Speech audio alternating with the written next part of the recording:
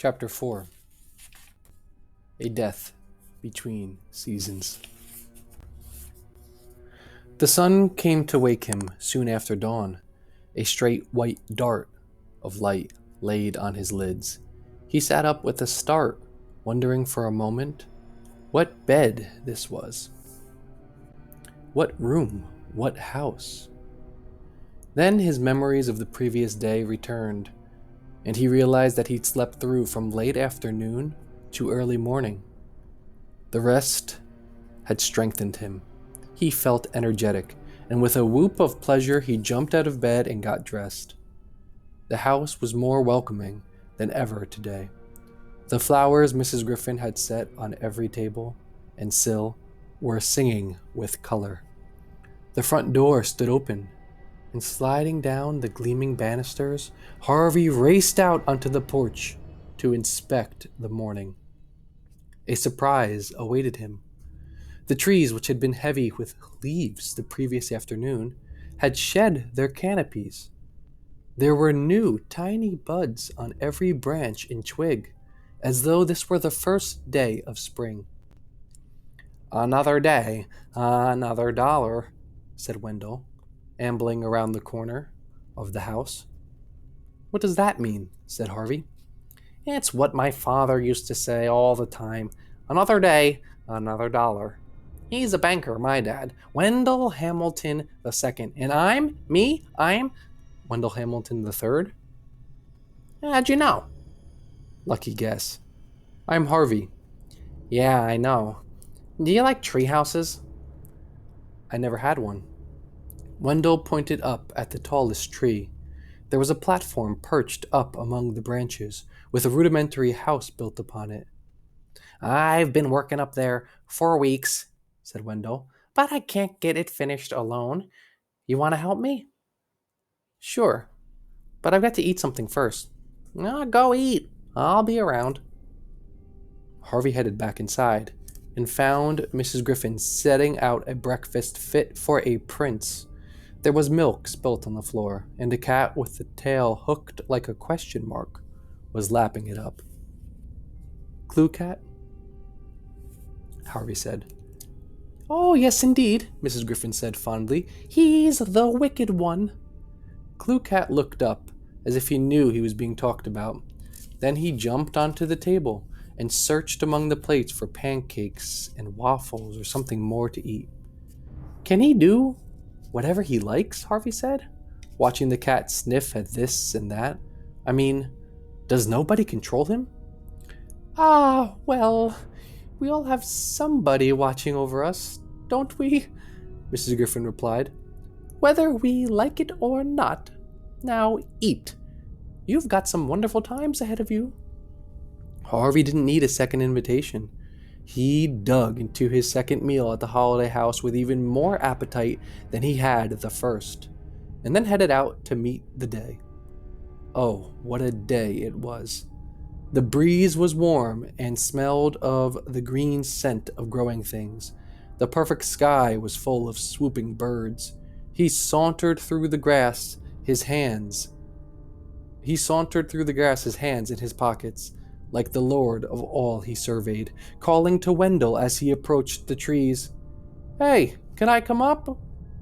"If you got a head for heights," Wendell dared him. The ladder creaked as he climbed, but he made the platform without missing a step. Wendell was impressed. "Not bad for a new boy," he said. "We had 2 kids here, couldn't even get halfway up." "Where'd they go?" "Oh, back home, I suppose. Kids come and go, you know." Harvey peered out through the branches, upon which every bud was bursting. "You can't see much, can you?" he said. "I mean, there's no sign of the town at all." Who cares?" said Wendell. "It's just gray out there anyway." "And it's sunny here," Harvey said, staring down at the wall of misty stones that divided the grounds of the house from the outside world. "How's that possible?" Wendell's answer was the same again. "Who cares?" he said. "I know I don't. Now, are we going to start building or what?" They spent the next 2 hours working on the treehouse, descending a dozen times to dig through the timbers heaped beside the orchard, looking for boards to finish their repairs. By noon, they not only found enough wood to fix the roof, but they had each found a friend. Harvey liked Wendell's bad jokes, and that "who cares?" which found its way into every other sentence. And Wendell seemed just as happy to have Harvey's company. "You're the first kid who's been real fun," he said. "What about Lulu?" "Oh, what about her?" "Isn't she any fun?" "Yeah, she was okay when I first arrived," Wendell admitted. "I mean, she's been here months, so she kind of showed me the place. But she's gotten weird the last few days. I see her sometimes wandering around like she's sleepwalking with a blank expression on her face." "Huh, she's probably going crazy," Harvey said, "her brain's turning to mush." "Do you know about that stuff?" Wendell wanted to know, his face lighting up with ghoulish delight. "Sure I do," Harvey lied. "My dad's a surgeon." Wendell was most impressed by this, and for the next few minutes listened in gaping envy as Harvey told him about all the operations he'd seen. Skulls sawn open, legs sawn off, feet sewn on where hands used to be, and a man with a boil on his behind that grew into a talking head. "You swear?" said Wendell. "Oh, I swear," said Harvey. "Ah, that's so cool." All this talk brought on a fierce hunger, and at Wendell's suggestion, they climbed down the ladder and wandered into the house to eat. "What do you want to do this afternoon?" he asked Harvey as they sat down at the table. "It's going to be real hot. It always is." "Is there anywhere we can swim?" Wendell frowned. "Well, yes," he said doubtfully. "There's a lake around the other side of the house, but you won't like it." "Why not?" "Well, the water's so deep you can't even see the bottom." "Are there any fish?" "Oh, sure. Maybe we could catch some. Mrs. Griffin could cook them for us." At this, Mrs. Griffin, who was at the stove piling up a plate with onion rings, gave a little shout and dropped the plate. She turned to Harvey, her face ashen. "You don't want to do that," she said. "Why not?" Harvey replied. "I thought I could do whatever I wanted." "Well, yes, of course you can," she told him. "But I wouldn't want you to get sick. The fish are, poisonous, you see." "Oh," said Harvey. "Well, maybe we won't eat them after all." "Oh, look at this mess," Mrs. Griffin said, fussing to cover her confusion. "I need a new apron." She hurried away to fetch one, leaving Harvey and Wendell to exchange puzzled looks. "Now I really have to see those fish," Harvey said. As he spoke, the ever-inquisitive Clue Cat jumped up onto the counter beside the stove, and before either of the boys could move to stop him, he had his paws up on the lip of one of the pans. "Hey, get down," Harvey told him. The cat didn't care to take orders. He hoisted himself up onto the rim of the pan to sniff at its contents, his tail flicking back and forth. The next moment, disaster. The tail danced too close to one of the burners and burst into flames. Clue Cat yowled and tipped over the pan he was perched upon. A wave of boiling water washed him off the top of the stove, and he fell to the ground in a smoking heap. Whether drowned, scalded, or incinerated, the end was the same. Clue Cat hit the floor dead. The din brought Mrs. Griffin hurrying back. "I think I'm going to go eat outside," Wendell said, as the old woman appeared at the door.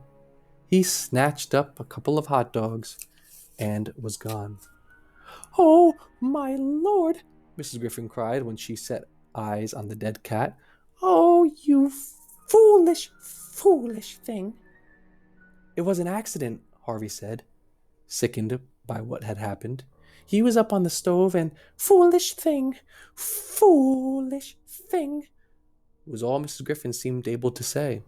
She sank down onto her knees and stared at the sad little sack of burned fur. No more questions from you, she finally murmured.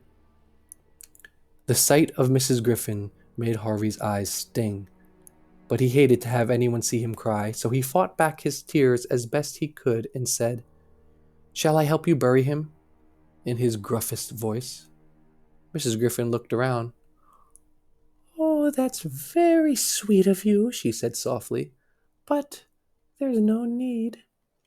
You go out and play. I don't want to leave you on your own, Harvey said.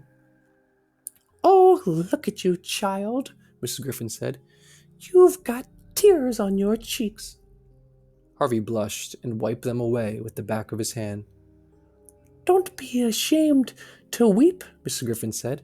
Oh, it's a wonderful thing. I wish I could still shed a tear or two. You're sad, said Harvey. I can see that. What I feel is not quite sadness, Mrs. Griffin replied. And it's not much solace either, I'm afraid. What's solace? Harvey asked. It's something soothing, Mrs. Griffin said, getting to her feet. Something that heals the pain in your heart. And you don't have any of that? You don't have any solace? No, I don't, Mrs. Griffin said. She reached out and touched Harvey's cheek. Except maybe in these tears of yours. They comfort me. She sighed as she traced their tracks with her fingers. Your tears are sweet, child, and so are you. Now go out into the light and enjoy yourself. There's sun on the step, and it won't be there forever. Believe me. Are you sure? I'm sure. Okay, I'll see you later then, Harvey said, and he headed out into the afternoon.